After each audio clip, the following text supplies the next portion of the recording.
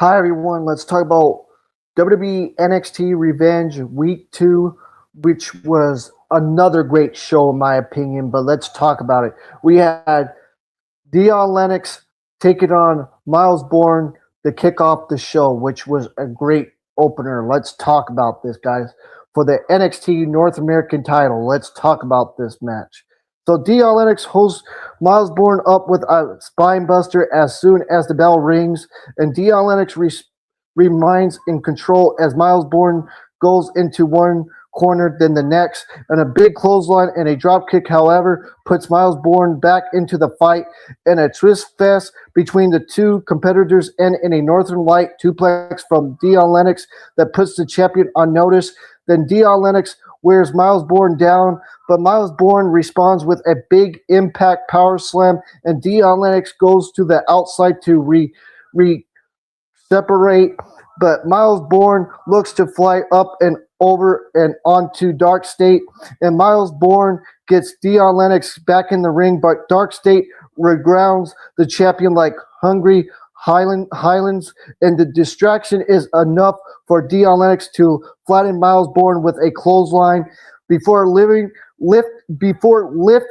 up the ring apron. He's not looking for a weapon. The iron under caging of the ring is the weapon, and Miles Bourne is going spine. I'll say it again. Miles Bourne is going spine first into a Spole's metal, and after a bit of wailing on the champion, Miles Bourne lays up and over Dion Lennox to dis dis dis dis disrip the Dark State members rhyme, and he's barely scored a flash pin on Dion Lennox. However, as Dion Lennox comes back with a revenge, he scores a near fall on the champion before tossing him to Dark State's hungry members as he distracts the ref, and Miles Bourne is on wobbly feet as Dion Lennox dives him headfirst into the apron, but the champion, no for his heart, refused to yell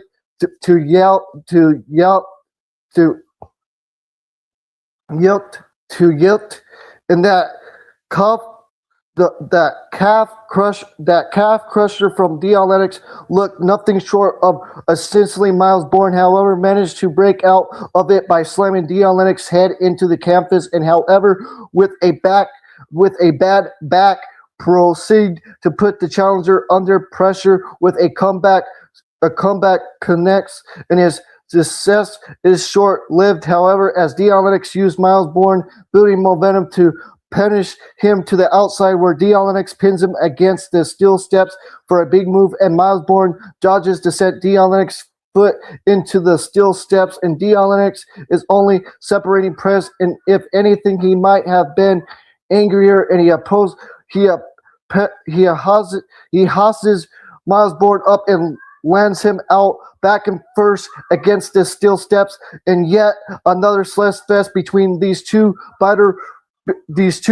bitter rivals. But Dion Lennox thought he had the job done with a roll hung Ricochet sit out powerbomb Miles Bourne assists all by kicking out, and another assist slam sees Miles Bourne land on his feet, and then when Dion Lennox looks to assist him up again, Miles Bourne shocks all by letting him out with a DDT. Then the champion is on a roll now, but even after slamming Dion Lennox over his knee, Dion Lennox stands in the fight, and he proceeds on the top rope, and Miles Bourne Miles Bourne now knows that exactly too well, and Daquan first attempts to knock him from his third rope post, but Dion Lennox is the one to essentially knock Miles Bourne crushed first into the turnbuckle. The two of them come crashing down, only to continue their exchange of slow, painful punches, and Dark State is assisted onto the outside, and Daquan limps to the apron and distracts the ref as Cutter James looks for Miles Bourne again in a shocking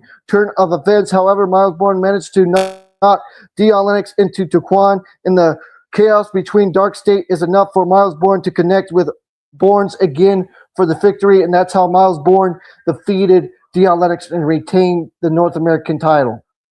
Then we had Joe Henry versus Carver, which was a great match with Carver and Joe Henry right here, guys, which was a great match. Let's talk about it with Joe Henry and Carver. After a statement between Blake Monroe and the Fusley Projects, Joe Henry and Carver came out to the match and stuff, and then Joe Henry comes out hot, and he gets Carver in the corner with some fire chomps and managed to outsmart the young since wrestler as he grounds him with a knee block, and it doesn't keep Carver down.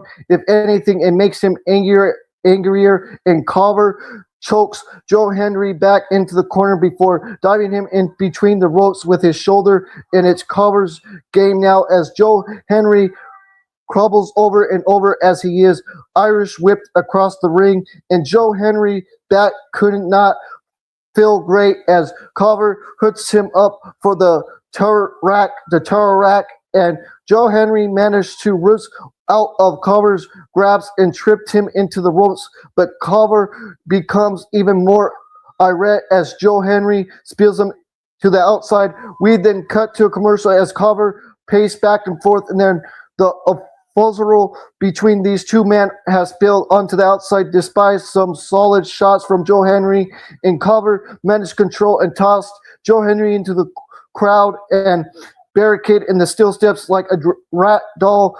Back inside the ring, Carver managed to hostage Joe Henry up, but Joe Henry responds with two flash pins combos, and Joe Henry managed to pump the brakes on Carver's momentum with a fire neck breaker and a DDT combo, but Carver refused to stay down for a longer than two. Then Joe Henry attempts to hitch Carver up, but all it does is invite Carver to drive him into between the turnbuckle once more. Then Carver managed to get Joe Henry on the ground in a headlock as we head to the commercial. Then do you believe in a sense of the human spirit? And Joe Henry does as he managed to fight out of Carver and Viper strength reps onto only to get a suplex across the ring, and Carver continued to land the pain on the former NXT champion, who is slow to his feet as Carver sends him up and down for over the knee backbreaker and a shoulder first trip into the steel post.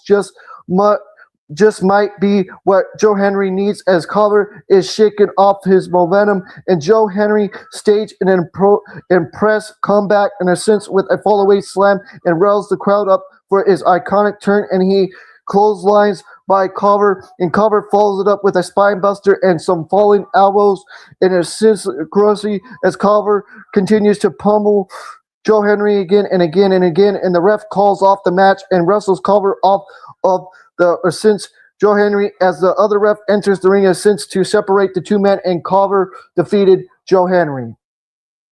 Then we had Lexis King versus EK in the WWE Speed Championship Finals, which, you know, guys, I'm not really into these speed matches, but Lexis King defeated EK, which this was under 5 minutes and stuff, but let's talk about it. We get a video package for a new NXT debut set for next week as Orlando gets hype for the hard metal rock star herself, Lizzie Rain. Lizzie Rain is from the Indies, guys, and she's come to NXT now. Lizzie Rain, I can't wait to see what Lizzie Rain has to offer in WWE, guys. But her indie stuff is pretty good. You can go back and watch her indie stuff. Lizzie Rain, she's really good. But let's carry on, guys.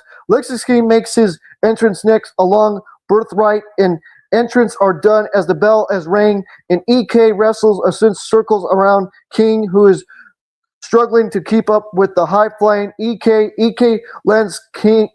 I'll say it again. EK lands King out with a springboard leg drop over the back of his neck, and Lexis King is forced to head to the outside to separate, and EK looks for the top rope suicide dive, but you can't hurt a lady, and he forced to a port as Birthrights pulled the TNA Knockouts champion Ariana Grace in front of them, and this allows Lexis King to stage a since approach comeback with a second rope double stomp on a rope hang EK, but EK refused to yell and he fights back with some offense chomps and what looks to be a running Bronco Buster, but honestly, EK is just moving too fast to tell, and Lexis King is getting fed up as EK continues to kick out even after a nasty over-the-knee backbreaker. It is his ascent, however, allows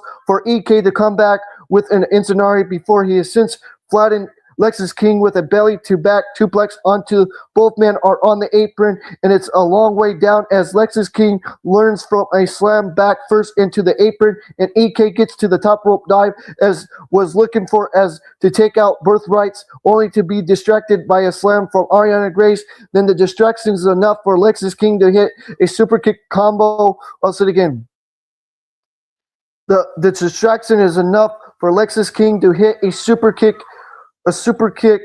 Corona Nation combo that picked up the victory, and that's how Lexis King became the new WWE Speed Champion.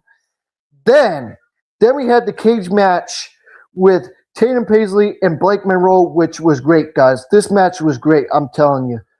These two women killed it, I'm telling you. Blake Monroe and Tatum Paisley killed it, I'm telling you, guys. And Tatum Paisley retained the NXT North American, the NXT North American Women's title, guys, which was good. I'm telling you, this match was great for the North American Women's title, and Tatum Paisley retained, and this match went back and forth in this castic match. This was great, guys. I'm telling you, good stuff. But anyways, let's carry on and talk about this match, guys. Sorry, typing too much, but anyways, let's talk about it. The two women made their entrance, and the stipulation explains the only way to win is to put your opponent into the ringside casket and close the lid shut. And Blake Monroe discard her blazer to reveal a crisp black tank top, while Tatum Paisley removes her since fell. And this match is underway, and Blake Monroe nearly fell into the casket after being tossed over the top. I'll say it again. The match is underway, and Blake Monroe nearly falls into the casket after being tossed over the rope by Tatum Paisley. And Tatum Paisley looks strong in the opening of the match, but Blake Monroe nearly as Tatum Paisley number as she tries to toss a person's Tatum Paisley into the casket, and Blake Monroe since strikes Tatum Paisley with a Rose Boris as Tatum Paisley dodge and proceeds to beat down Blake Monroe down and pros and butt lighters to the outside as Tatum Paisley brings out a toy from underneath the ring and a dollhouse, and the two seem to put each other through it, but immediately the back of Tatum Paisley's head cruised the slight wood, and Blake Monroe is not done yet. She then takes the dollhouse and Plint's body, breaks the childhood toy over Tatum Paisley's back when it seems like Blake Monroe was ready to put the champion title reign to rest in the casket. However, the women from Hell looks for a different approach and decides to go for a fire resistance, only for Tatum Paisley to interrupt her, and Blake Monroe fights back and nearly puts Tatum Paisley in the grave, only for Tatum Paisley to roll back into the ring, and Blake Monroe, annoyed, since to use her title to spike a rope, hang Tatum Paisley into the casket, but the ref ascends to the open casket and gives Tatum Paisley time to fight back, and Blake Monroe's title fall into the casket, but Blake Monroe seemed to be essentially forced on Tor as she closed the lid to bash Tatum Paisley's head first into the essentially wood, and Blake Monroe since to toss Tatum Paisley back into the casket, but Tatum Paisley now has her wits about her, and she wiggles her way out of Blake Monroe's plan to stage in a sense comeback since planned by a snappy suplex, and Tatum Paisley managed to roll Blake Monroe into the casket, but Blake Monroe since one of the dead onto the dead final resting pillow to strike Tatum Paisley in the head. Both women fall in, and the casket door closes, and the ref reviews to call the match in a draw, and the bout continues after since laughing at each other, and Blake Monroe and Tatum Paisley spilled out, and the casket door is drawn shut as both women use as a stage, and first for a DDT the Smith for Blake Monroe, then a phenomenal Spanish fly by Tatum Paisley. Then both women are down as this is awesome from the crowd chanting, this is awesome, this is awesome, this is awesome. Then a raise to the fire signature, and Blake Monroe gets it first. Then Tatum Paisley since as Blake Monroe gets Tatum Paisley to the casket edge, only to lay at a sense glimmer shot on the champion. You would be forgotten if you thought the casket shut door spilled to the end of the match, and Blake Monroe seriously did, but her title got caught in lip of the casket. In the title about continued as Tatum Paisley returns from the casket, and Blake Monroe railed on Tatum Paisley with her custom Women's North American Championship, with Tatum Paisley seriously beating, and Blake Monroe returns to the front slim pillow. She seriously uses a strike at Tatum Paisley's head, and she allows to reveal her iconic diamonds, but she goes for the linear shot, but Tatum Paisley responds with a cemetery dive onto the diamonds, and Blake Monroe slumps into the ropes, but then spills dome for the former title holder as another cemetery dive from Tatum Paisley since Blake Monroe is since defending into the casket, and Tatum Paisley closed the coffin lid and retains her title, and that's how Tatum Paisley defeated Blake Monroe and retained the NXT North American title, and that's how Tatum Paisley retained her title and retained the NXT North American title, guys. Then we have Lola Vice makes her entrance. I'll say it again, guys. Lola Vice makes an appearance. I made a mistake, but we'll repeat it again.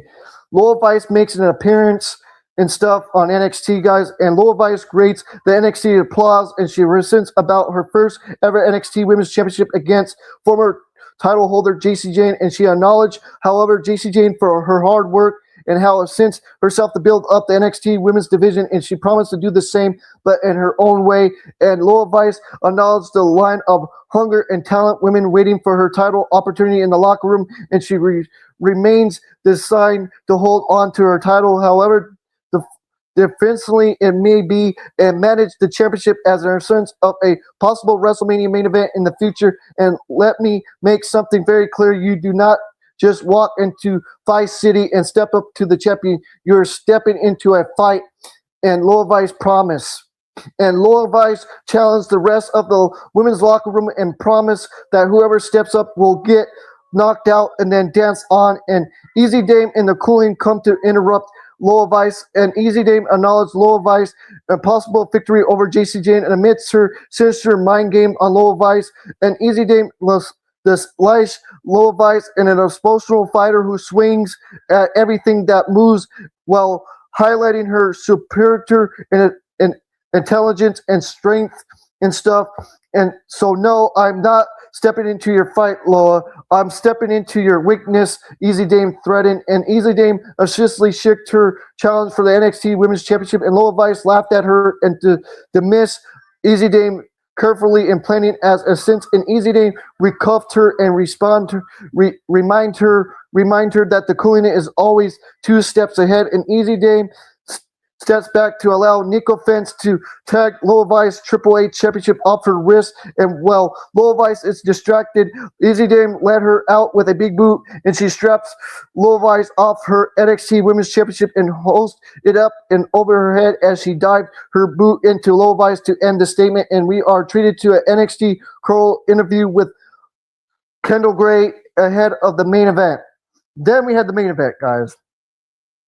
This main event was good with Soruka and Saraya. Oh, I'm telling you guys, this last women's standing match with Saraya and Soruka was good, guys. Let's talk about it. Let's talk about this main event. So Saraya faced Soruka in the last women's standing match, which was great, and Saraya won this match, guys. Saraya won. Well, let's talk about this match. Soruka makes her entrance ahead of the commercial break, and Saraya tries to trick Soruka with a fake entrance, but Soruka spot her and leveled her with a press, and the fight almost assistly goes to the outside as Soruka flattens Saraya with a phenomenal springboard corkscrew. But when she tries to capitalize on Saraya against the crowd barricade, Saraya chucks a steel trash can at her to even the odds, and Soruka attempts to use a candlestick, but Saraya interrupts once again with her handy-dandy steel chair, and both women are down for the impact, and Soruka is the first to her feet, and she admits to go towards a corner Saraya, and Saraya crucially grabs the projected rope and lands them across Soruka back before her, sinks them in her teeth, and she death lifts Soruka onto the apron with nothing but rubber cords in between her molars, and Soruka is left wheezing on the floor as Sarya gloats, and she falls to notice Soruka as producing the match trash can lid to her steel chair, and she strikes Sarya and buys Soruka enough time to head back into the ring and lay her out with a sit-out facebuster. Once Sarya raised to her feet, and Soruka is waiting there with a candlestick, and Sarya wobbles and capitalizes as Soruka slings to wood weapons over her former best friend's back, and the crowd goes wild, but Soruka beckons them into silence as she returns the favor from earlier and locks the candlestick between Sarya's teeth before sending her face down into the canvas, and Sarya comes back to her feet on the apron when Soruka ascends to capitalize with a sunset powerbomb to the outside, and Sarya levels her with a big boot, and Soruka assistly makes it to her feet, only to hostage into a fireman carry by Sarya, and Soruka managed to wiggle out of Sarya's grabs, and Orlando Jaw collectively drops as Soruka sends Sarya into the wood corner stage with a spear. Then both women make their feet, but just enough to land the spirited carnage. They capitalize to their feet once more as their bodies roll in pain, and Soruka is the one woman up, and she begins cleaning the announce table as Sarya recapitulates, and Sarya is pretty as she chucks a water bottle at Soruka's back, only to follow up with pure carnage as she throws Soruka over the guardrail into the crowd, and it's all out frog flash into the NXT universe, and the two women ascend to the top of the Performance Center crowd, and Sarya shoves a waiting member of the audience out of his seat to precision Soruka for a nasty wet hand chop. Also again, wet hand chop, and Soruka fights back and force the two of them ascends to the steps with some place forearms strikes to the chest, and the corner barricade is a bad place to be for both women, an even worse place to trade strikes and slaps, and the two wobble towards the announce table, which has long been enough by Joseph and Booker T, and good for them, as Sarya lands Soruka through the table with an F5, and then as Soruka struggles to the ring apron, Sarya moves off stage to present a table as Sarya is stepping back to adore her work, and Soruka knocks the air out of her lungs with a suplex, and before knocking the lights out of her eyes with a running knee, Sarya is left near motionless on the ground as Soruka struggles to her feet and presents Sarya's table, and Soruka looks to be penalty something. She looks to raise corner parapet, but Sarya shoves her behind and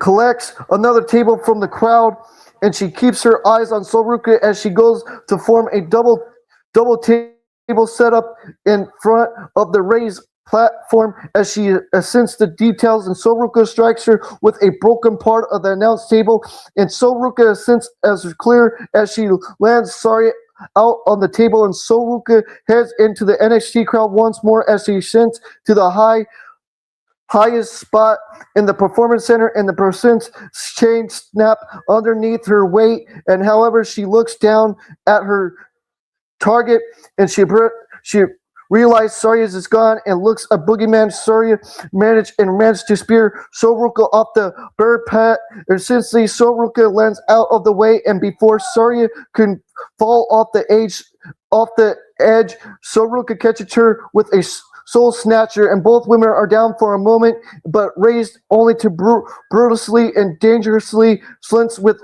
each other, with not even 20 foot of room between them, and a tall fall in Yesling for Performance Center floor, and Sarya has 1 foot off the parapet, and there is fear in her eye as she looks to Soruka as her only lifeline, and Soruka looks to Cicely for a moment before she pulls Soria back, and the two embrace, and Soruka looks to be near to her before Soria since heartless and somewhere scars from the Lion King is proud as Soria sends Soruka crashing into the table elbow. The back of Soruka hit the back of Soruka's head and stuff like that, guys. The back of her head and back and forth and so on and so forth and all that stuff, guys.